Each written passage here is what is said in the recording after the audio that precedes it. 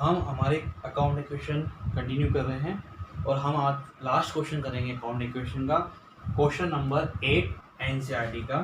जो हमारा क्वेश्चन है अकाउंटिंग इक्वेशन का, क्वेश्चन नंबर 8 है, जिसमें मनोज मिनिश को स्टार्ट कर रहा है with cash goods of building.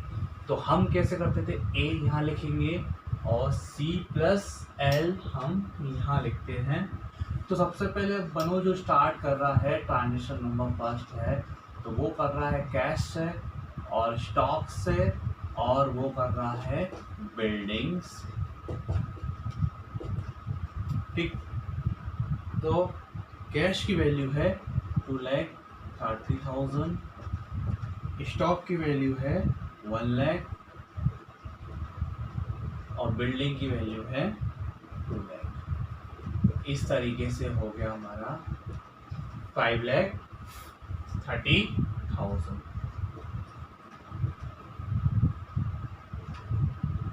इसमें तो कुछ भी नहीं अभी। सो अब ट्रांजेक्शन नंबर हमारा second, he purchase goods for cash.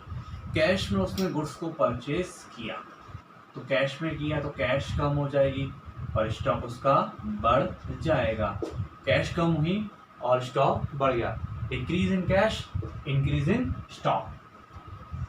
सो अब कैलकुलेशन कर लो इसकी, तो यहाँ आएगा आपका 1,80,000, यहाँ आपका प्लस हो गया तो 1,50,000 और आपका यहाँ पे 2 लाख। और वहाँ पे आपका किसी प्रकार का कोई भी चेंजेस नहीं है, तो यहाँ पे तो आएगा आपका और प्लस जो भी है, लेकिन ज़रूरत नहीं है, प्लस करने की भी अभी ज़रूरत नहीं है।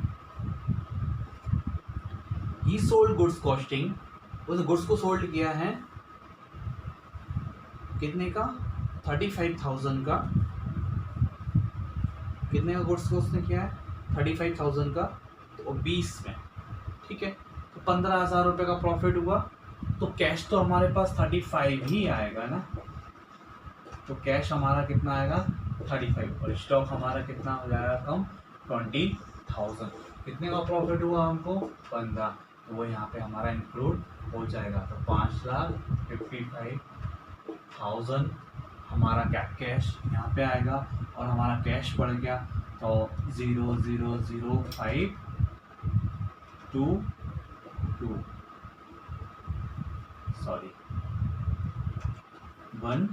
12 और यहाँ पे आएगा आपका 1,30,000 रुपये से आपका स्टॉक कम हो गया। ठीक, और आपकी जो बिल्डिंग की वैल्यू चल रही थी, तो बिल्डिंग की वैल्यू तो आपकी वही रहेगी।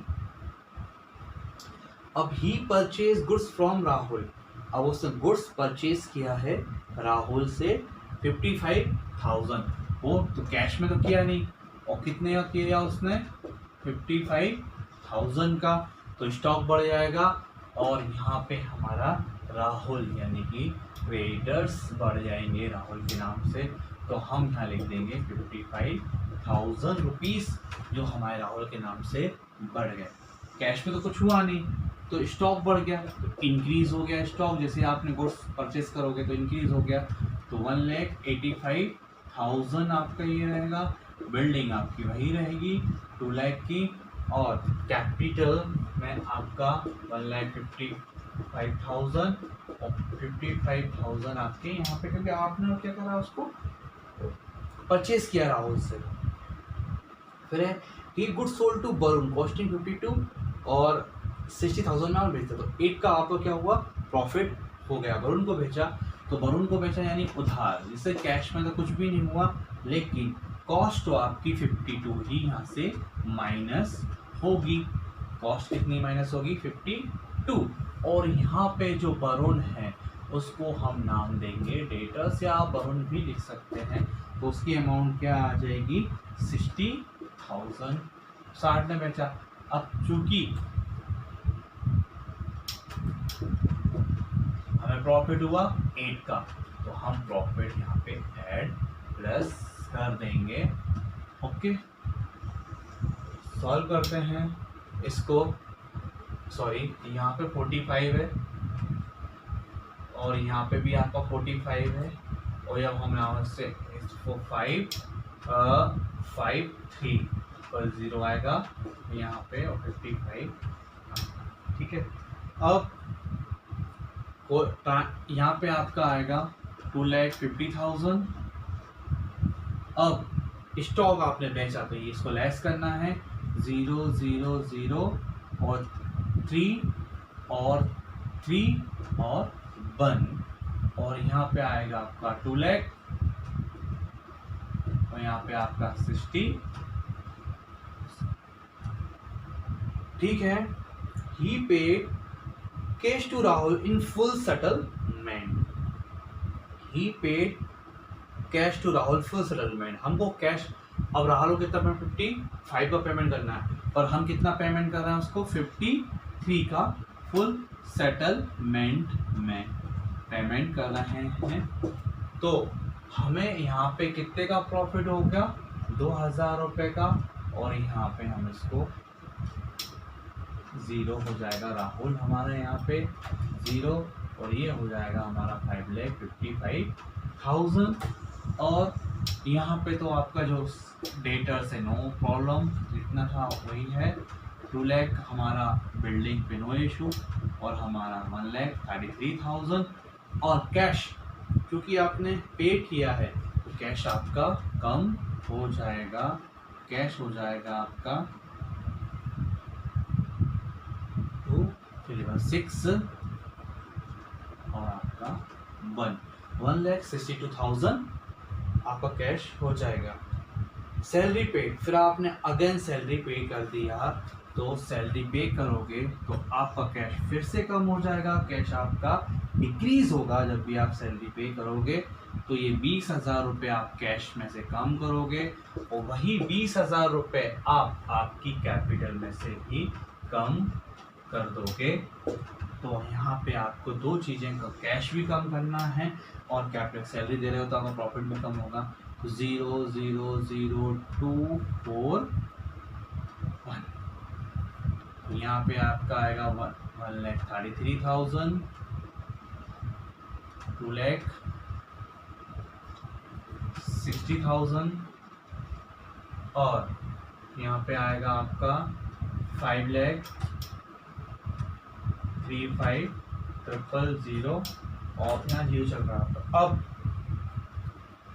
सैलरी पे receive cash from Varun in full settlement. अब देखो आपको वरुण से पेमेंट मिल गया यानी वरुण यानी डेटर, तो भाई आपको वरुण से पेमेंट मिला 59 फुल सेटलमेंट में देना 60 था 1,000 का फिर भी आपको लॉस हुआ। अब 1,000 का लॉस हुआ सबसे पहले तो हम 59,000 हमारी कैश बढ़ा देंगे तो कैश हमारी 59,000 से हमने कैश बढ़ा दी 60,000 रुपये हम यहाँ से माइनस कर दें और 1,000 हम यहाँ से माइनस कर देंगे क्योंकि लॉस हमको हो रहा है।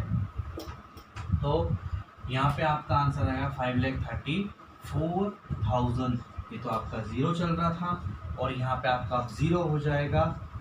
ये यहाँ पे आपका 2 लाख जो बिल्डिंग के हैं 1,33,000 जो आपका स्टॉक है और फिर आपका यहाँ पे जुड़ जाएगा 001 और आपका फिर 0 यहाँ पे आपका आंसर आ जाएगा 2,01,000। नेक्स्ट ट्रांजेक्शन है रेंट आउटस्टैंडिंग 3,000। तो रेंट आउटस्टैंडिंग है 9 ट्रांजेक्शन है नो यहाँ पे किसी प्रकार कोई चेंजेस नहीं आएगा। अब रेंट आउटस्टैंडिंग है आपका 3,000 तो 3,000 रुपये आपके यहाँ से माइनस हो जाएंगे और 3,000 रुपये आपके यहाँ पे क्योंकि माइनस क्या होंगे क्योंकि आपका एक्सपेंसेस बढ़ेंगे तो कैपिटल कम होगी और वहाँ पे आपके रेंट के नाम से जो हमने लिखा है 3,000 रुपये वो आउटस्टैंडिंग रेंट है। अब चूँकि राहुल तो गया आउटस्टैंडिंग रेंट है तो फिर अब आपका कैश का बैलेंस क्या रहेगा जो था 2,01,000 स्टॉक है आपका 33,000 1,33,000 2 लाख 0 हो गया आपका और यहाँ पे 5,31,000 और आपका यहाँ पे 3,000 ठीक है। सो हम कंटिन्यू करते हैं इसको। रेंट आउटस्टैंडिंग था जब हमारा रेंट आउटस्टैंडिंग हो जाएगा तो क्या करेंगे हम जब हमारा एक्सपेंसेस बढ़ते हैं तो हमारी कैपिटल कम होगी और आउटस्टैंडिंग हमारी लायबिलिटी है। तो लायबिलिटी हमारी बढ़ जाएगी। तो इस तरीके से हमें करना है। तो क्या क्या करना था हमको, अब हमारा बैलेंस पर लेके चलते हैं ऊपर। कैश, तो कैश था हमारा, कैश और क्या था, स्टॉक, कैश, स्टॉक और हमारी बिल्डिंग। अब चूंकि हम उसको नहीं लेते, डेटा हमारे क्लोज हो गए हैं तो हम नहीं लेते। और यहाँ पे है हमारी कैपिटल और हमारा यहाँ पे है रेंट जो है आउटस्टैंडिंग, ठीक है। तो मैं इसको OUT आउटस्टैंडिंग रेंट हो गया। अब इनकी मैं अमाउंट खत्म कर लेता हूँ। 2 लाख, 1 लाख, 2 लाख 1,000, 1,33,000 स्टॉक है हमारा, और हमारा बिल्डिंग है 2 लाख रुपीज़ की, ठीक है। तो स्टेटस तो जो हमारे जीरो का, तो हमने इसको यहाँ मेंशन नहीं किया है। कैपिटल है हमारी 1,05,31,000 की, और रेंट है हमारा 3,000 का। अब ट्रांजेक्शन है प्रीपेड इंश्योरेंस। अब चूंकि प्रीपेड इंश्योरेंस है तो प्रीपेड इंश्योरेंस है 2,000 का, तो ऑब्वियसली आपका कैश क्या हो जाएगा, कम हो जाएगा। आपका कैश कम हो जाएगा तो यहाँ पे हो जाएगा आपका 1,99,000, और आपका स्टॉक तो वैसे ही रहेगा 1,33,000। बिल्डिंग की वैल्यू भी आपकी वही रहेगी, पर आपका यहाँ पे प्रीपेड, जो प्रीपेड है आपका वो बढ़ जाएगा। और कितनी अमाउंट से बढ़ जाएगा आपका, 2,000 से। तो यहाँ हम 2,000 लिख देंगे। हाँ, यहाँ पे कोई भी चेंजेस हमारा नहीं रहेगा, तो हम यहाँ लिखेंगे 5,31,000 और 3,000। अब देखिए, कमीशन रिसीव्ड बाय हिम। अब 13,000 रुपये का कमीशन मिला तो कैश हमारा बढ़ जाएगा, और हमारा यहाँ पे कैपिटल भी बढ़ जाएगी। यही चीज़ आपको करनी है। 0,0,0,2 1, 1,33,000, 2 लाख,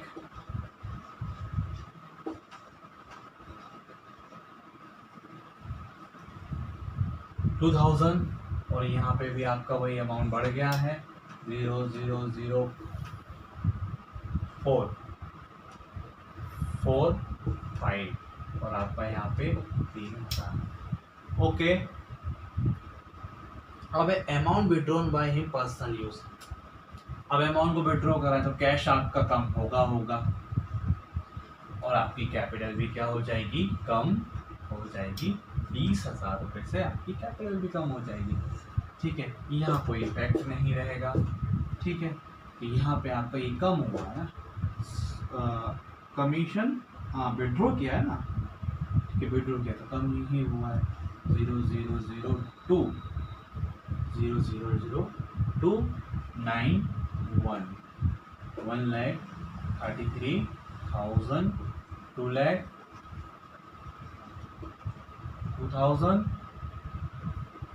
यहाँ पे भी कम हो गया आपका 5,24,000, और आपका अब डेप्रीशिएशन चार्जेस ऑन बिल्डिंग। तो बिल्डिंग में डेप्रीशिएशन चार्ज किया आपने, तो स्टॉक में, कैश में कोई नॉन कैश ट्रांजेक्शन है तो कैश में कुछ भी नहीं होगा, स्टॉक में कुछ। बिल्डिंग की वैल्यू जरूर आपकी कम हो जाएगी 10,000 से, तो आपकी कैपिटल भी कम हो जाएगी 10,000 से। तो कोई भी अंतर, कैश तो जो थी आपकी वही रहेगी 1,92,000, 1,33,000, और ये हो जाएगा आपका 1,90,000। 2,000 आपके यूँ ही चलते रहेंगे, ये भी आपका कम हो जाएगा 1,00,000, और आपका। अब देखिए, फ्रेश कैपिटल इन्वेस्टेड किया, तो कैपिटल आपने इन्वेस्टेड किया है 50,000 रुपये आपके यहाँ बढ़ जाएंगे, और 50,000 रुपये आपके यहाँ पर बढ़ जाएंगे। वो सिंपल है। तो यहाँ पे आपका 3,000 रुपये ही रहेगा, और 0000465 2000 रुपये आपका ये लेना है। 1,90,000 1,33,000। अब चूँकि यहाँ कैपिटल बढ़ जाएगी 0,000,079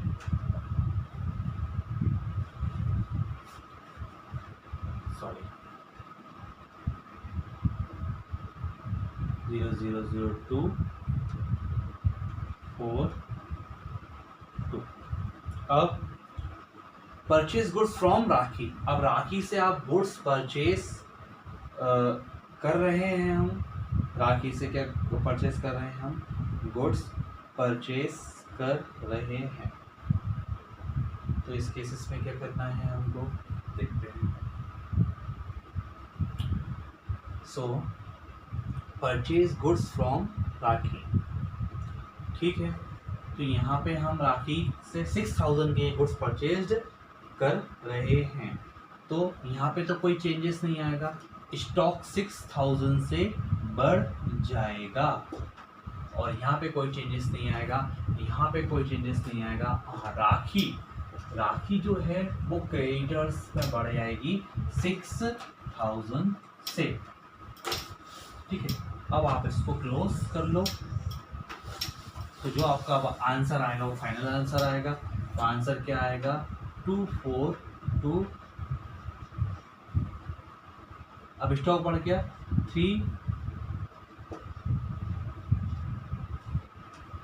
1,90,000। ओके 5 6 4 3 और 6,000 ये आपका फाइनली आंसर है। तो इसी के साथ हमारा आज इक्वेशन का टॉपिक खत्म हुआ। अगर आपको कोई डाउट है तो आप मुझसे पूछ सकते हैं। ये था हमारा क्वेश्चन नंबर 8। अब जब हम डिस्कस करेंगे तो आने वाली वीडियोस में हम डिस्कस करेंगे रूल्स ऑफ जनरलाइजिंग। तो अब आपको जो नया टॉपिक रहेगा वो रहेगा आपका रूल्स ऑफ जनरलाइजिंग। तो यहाँ पे आज हमारा टॉपिक खत्म होता काउंटिंग इक्वेशन।